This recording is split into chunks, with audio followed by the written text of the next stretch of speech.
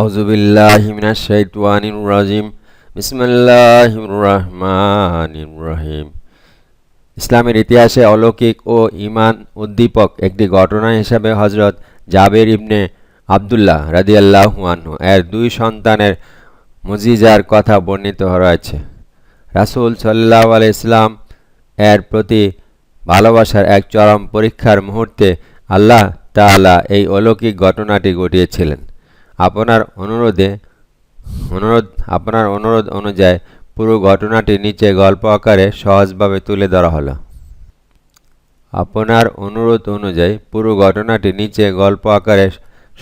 তুলে ধরা হলো।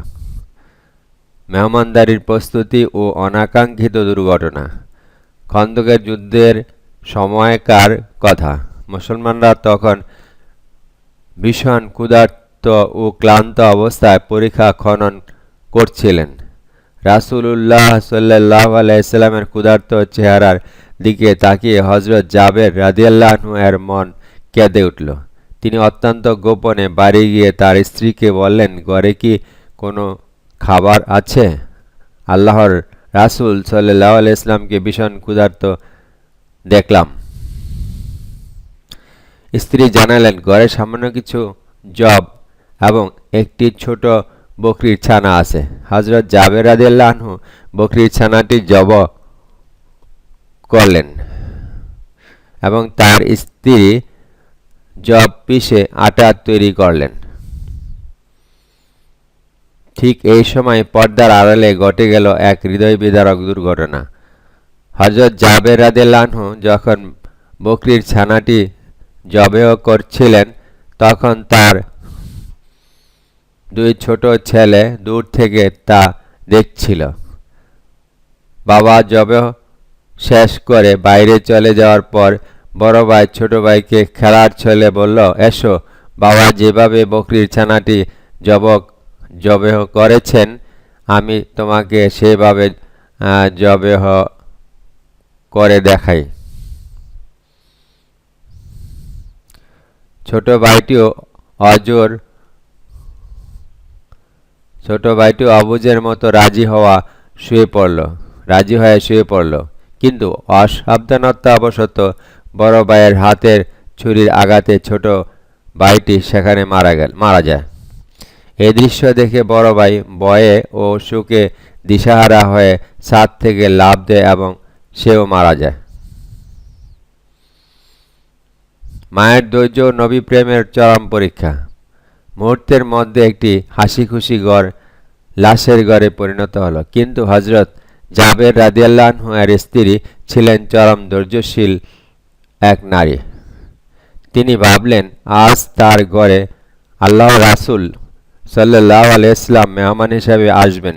এই মুহূর্তে যদি কান্নাকাটি বা শোরগোল করা হয় তবে আনন্দের পরিবেশ নষ্ট হবে এবং রাসূল সাল্লাল্লাহু আলাইহি ওয়াসাল্লাম হয়তো না খেয়েই চলে যাবেন।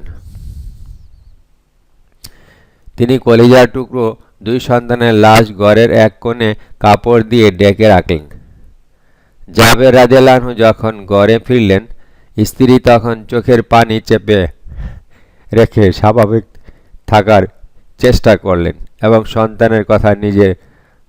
সন্তানদের কথা জিজ্ঞেস করতেই বললেন, ওরা ঘুমিয়ে আছে, আপনি রাসূল সাল্লাল্লাহু আলাইহি ওয়াসাল্লামকে নিয়ে আসুন। বরকতময় খাবার ও মহান আল্লাহর হুকুম। হযরত জাবের রাদিয়াল্লাহু আনহু রাসূলুল্লাহ সাল্লাল্লাহু আলাইহি ওয়াসাল্লামকে এসে মাত্র কয়েকজন সাহাবীকে সাথে নিয়ে গোপনে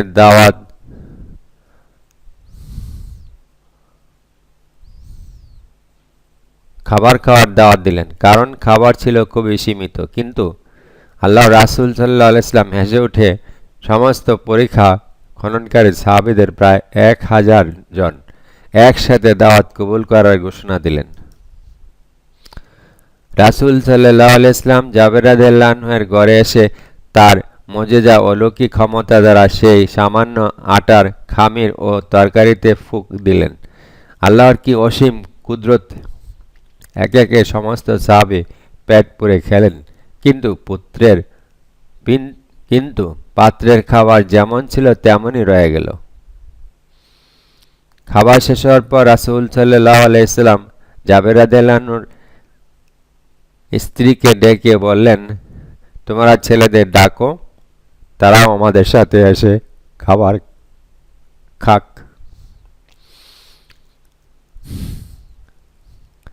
এবার আর জাবের রাদিয়াল্লাহু আনহুর স্ত্রীর চোখে পানি ধরে রাখতে পারলেন না। তিনি কাঁদতে কাঁদতে রাসূল সাল্লাল্লাহু আলাইহি সাল্লামকে ভেতরের কামরায় নিয়ে গেলেন এবং কাপড়ে ঢাকা দুই সন্তানের মৃতদেহ দেখিয়ে পুরো ঘটনাটি খুলে বললেন। অলৌকিক পুনর্জীবন।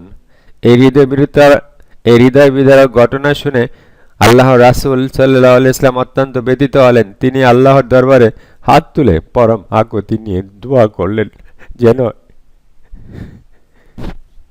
এই মহান ও ধৈর্যশীল দম্পতির সন্তানদের ফিরিয়ে দেওয়া হয়। আল্লাহ তাআলা তার প্রিয় নবী হাবিবের দোয়া কবুল করলেন। জিবরাইল আলাইহিস সালাম আল্লাহর হুকুম নিয়ে এলেন। রাসূলুল্লাহ সাল্লাল্লাহু আলাইহি ওয়াসাল্লাম মৃত শিশুদের ডেকে বললেন, আল্লাহর হুকুমে তোমরা জীবিত হয়ে উঠো। সাথে সাথে আল্লাহর অসীম ক্ষমতায় দুই ভাই চোখ মেলে তাকালো এবং এমনভাবে উঠে বসল যেন তারা গভীর ঘুম থেকে মাত্র জেগে উঠছে। রাসূল সাল্লাল্লাহু আলাইহি ওয়াসাল্লামের মুজিজা এবং আল্লাহর রহমতে সুখের ঘর মুহূর্তের মধ্যে পরম আনন্দে মেতে উঠল। সংক্ষিপ্ত উত্তর, হযরত জাবের রাদিয়াল্লাহু আনহুর দুই ছেলেকে আল্লাহ জীবিত করেছেন। বড় ভাই খেলার ছলে ছোট ভাইকে জবাই করে ফেলেছিল এবং পরে ভয়ে নিজে ছাদ থেকে লাফ দিয়ে মারা গিয়েছিল। রাসূল সাল্লাল্লাহু আলাইহি ওয়াসাল্লামের দোয়ায় আল্লাহ তাদের পুনরায় জীবন দান করেন। ইহা ছিল আল্লাহর পক্ষ থেকে রাসূল সাল্লাল্লাহু আলাইহি ওয়াসাল্লামের একটি মুজিজা।